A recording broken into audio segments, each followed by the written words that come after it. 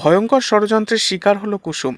হ্যাঁ বন্ধুরা, নতুন পর্বে দেখতে পাওয়া যায় দীর্ঘ টালবাহানার পর অবশেষে ইন্দ্রাণী গাঙ্গুলি কুসুমের সাথে কথা বলে আর কুসুমের কাছে নিজের স্মৃতির সিঁদুর ভিক্ষে চায়।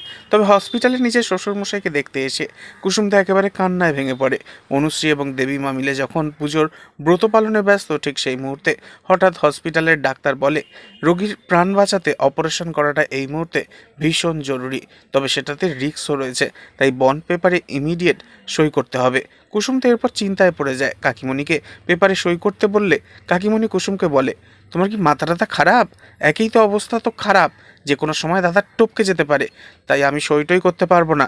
তারপর দাদার টপকে গেলে ইন্দ্রাণী গাঙ্গুলি আমাকে সারা জীবন কথা শোনাবে। কাকিমণির এইরূপ আচরণ দেখে তো ভীষণই আশাহত হয় কুসুম। তবে কুসুম আর অপেক্ষায় না থেকে নিজেই সেই বন্ড পেপারে সই করে ফেলে। কুসুমকে কুসুম সরকারের বদলে কুসুম গাঙ্গুলি নামে সই করতে দেখে অবাক হয়ে যায় কাকিমণি। তবে কাকিমণি মনে মনে বলতে থাকে, খুব বেড়ে গেছো তাই না কুসুম?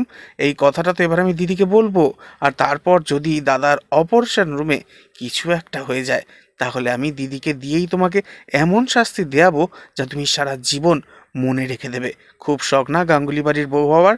তবে এবার দেখা যাবে অনুশ্রী ব্রত পালনে ব্যর্থ হলে কুসুম সেই ব্রত নিজেই পালন করতে থাকে, আর শেষ মুহূর্তে দেখা যাবে এ যাত্রায় বেঁচে গেছে ইন্দ্রাণীর স্বামী রাজ। তবে কি কাকিমণির সমস্ত মনের ইচ্ছে এবার ভেস্তে যাবে? নেক্সট আপডেট জানতে এক্ষুনি সাবস্ক্রাইব করে আমাদের সাথেই থাকুন। ধন্যবাদ।